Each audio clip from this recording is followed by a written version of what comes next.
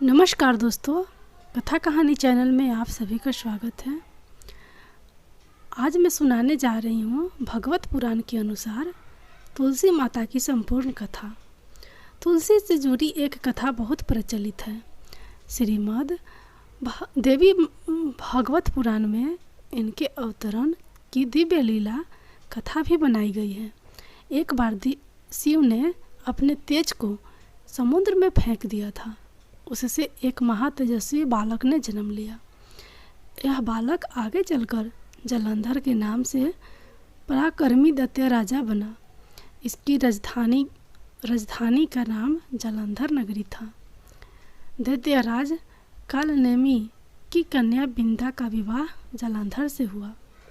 जलंधर महाराक्षस था। अपनी सत्ता के मद से चूर उसने माता लक्ष्मी को पाने की कामना से युद्ध किया, परंतु समुद्र से ही उत्पन्न होने के कारण माता लक्ष्मी ने उसे अपने भाई के रूप में स्वीकार किया। वहां से पराजित होकर वह देवी पार्वती को पाने की लालसा से कैलाश पर्वत पर गया। भगवान देवाधिदेव शिव का ही रूप धर कर माता पार्वती के समीप गया, परंतु माँ ने अपने योग बल से उसे तुरंत पहचान लिया तथा वहाँ से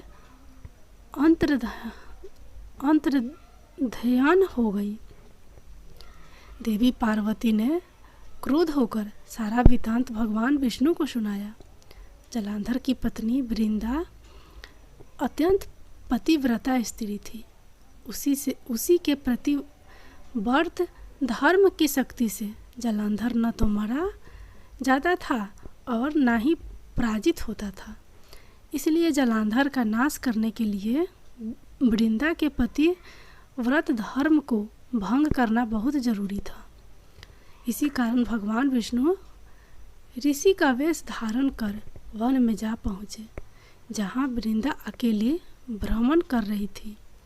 भगवान के साथ दो मायावी राक्षस भी थे, जिन्हें देखकर वृंदा भयभीत हो गई। ऋषि ने वृंदा के सामने पल में दोनों को भस्म कर दिया। उनकी शक्ति देखकर वृंदा ने कैलाश पर्वत पर महादेव के साथ युद्ध कर रहे अपने पति जलंधर के बारे में पूछा। ऋषि ने अपने माया जाल से दो वानर प्रकट किए। एक वानर के हाथ में जलंधर का सिर था तथा दूसरे के हाथ में धर। अपने पति की यह दशा देखकर वृंदा मूर्छित हो गई, मूर्छित होकर गिर पड़ी। होश में आने पर उन्होंने ऋषि रूपी भगवान से विनती की कि वह उसके पति को जीवित करे। भगवान ने अपनी माया से पुनः जलंधर का सिर धड़ से जोड़ दिया, परंतु स्वयं भी वह उसी शरीर में प्रवेश कर गए। वृंदा को इस छल का जरा अभ्यास न हुआ। जलंधर बने भगवान के साथ वृंदा पतिव्रता का व्यवहार करने लगी, जिससे उसका संतित्व भंग हो गया। ऐसा होते ही वृंदा का पति जलंधर युद्ध में हार गया। इस सारी लीला का जब वृंदा को पता चला तो उसने क्रुद्ध होकर भगवान विष्णु को शिला होने का श्राप दे दिया तथा स्वयं सती हो गई। जहाँ वृंदा भस्म हुई वहाँ तुलसी का पौधा उगा। भगवान विष्णु ने वृंदा से कहा, हे वृंदा, तुम अपने सतीत्व के कारण मुझे लक्ष्मी से भी अधिक प्रिय हो गई हो। अब तुम तुलसी के रूप में सदा मेरे साथ रहोगी। जो मनुष्य भी मेरे शालिग्राम रूप के साथ तुलसी का विवाह करेगा, उसे इस लोक और परलोक में विपुल यश प्राप्त होगा। जिस घर में तुलसी होती है वहाँ यम के दूत भी असमय नहीं जा सकते।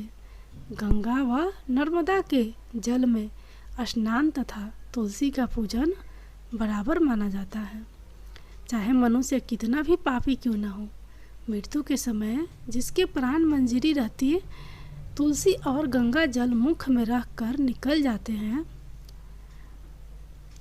वह पापों से मुक्त होकर वैकुंठ धाम को प्राप्त होता है।